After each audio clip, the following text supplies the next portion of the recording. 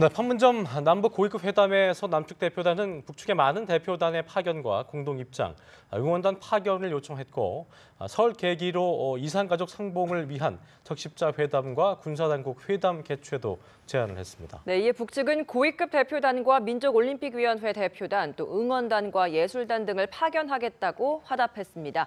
네, 그럼 여기서 남북 회담본부 연결해 보겠습니다. 김혜영 기자. 네, 조금 전 보신 것처럼 천혜성 통일부 차관은 판문점 현장에서 브리핑을 통해서 남북 고위급 회담의 오전 전체 회의와 수석 대표 접촉이 마무리됐다고 밝혔습니다. 그러면서 남북 고위급 회담에 참가하고 있는 남측 대표단이 기조 발언을 통해서 북측의 많은 대표단의 파견과 공동 입장 및 응원단 파견을 요청한 사실을 발표했습니다. 천 차관에 따르면 정부는 지난해 7월 제의했던 것처럼 설계기 이산가족 상봉을 위한 적십자 회담과 남북 군사당국 회담 개최를 북측에 제의했습니다.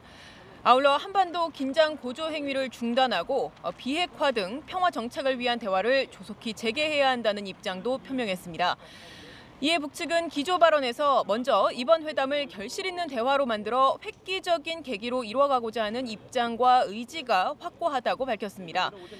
그러면서 평창에 고위급 대표단과 민족올림픽위원회 대표단, 선수단, 그리고 응원단과 예술단, 참관단, 그리고 태권도 시범단과 기자단 등을 파견하겠다고 했습니다.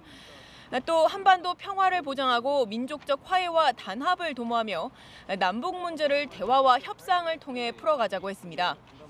양측은 전체 회의가 끝날 때쯤 서로 생각하는 공동 보도문의 초안을 서로 교환했습니다. 아울러 이후에 상대 측 제안을 좀 더 구체적으로 검토하자는 차원에서 1차 전체 회의를 1시간 5분 만에 마쳤습니다. 그 뒤인 11시 30분부터 12시 20분까지는 수석 대표 접촉이 있었는데요. 전체 회의에서 논의한 양측 입장을 토대로 사안별로 그리고 양측 상호 관심사에 대해서 폭넓으면서도 구체적인 논의를 진행했습니다. 오후에는 대표 접촉과 수석 대표 접촉을 개최하기로 했고요. 구체적인 시간은 남북 연락관 간의 접촉을 통해서 정하기로 했습니다. 자, 김혜영 기자, 우리 정부가 북측의 비핵화 대화도 언급을 했고 또 적십자 회담과 군사 회담을 제안했는데요. 이에 대한 북측의 반응은 어땠습니까?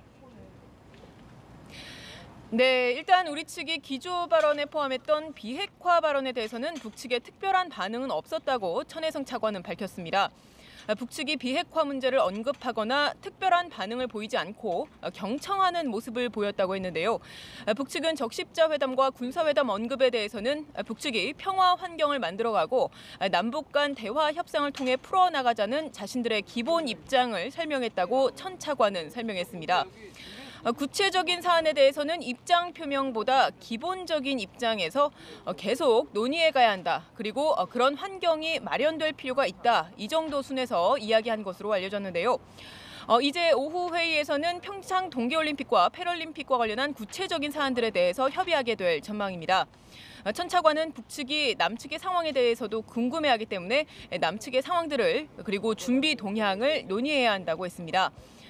이 북측이 궁금해하는 부분이 뭐냐 하는 부분에 대해서는 가령 대표단 파견 시 숙박이라든지 여러 규모와 관련한 궁금증인 것으로 알려졌는데요. 천 차관은 해당 부처나 평창 동계올림픽 조직위원회와도 긴밀하게 협의를 해야겠지만 가능한 북측의 희망사항을 더 파악하고 또 가능한 대로 지원하겠다는 생각을 갖고 있다고 했습니다. 또 회담 중에 혹시 김정은 위원장의 별도 메시지가 있지 않았느냐 하는 기자들의 질문에는 회담 중에는 없었던 것으로 알고 있다. 이렇게 천 차관은 설명했습니다. 지금까지 남북회담본부에서 연합뉴스TV 김혜영입니다.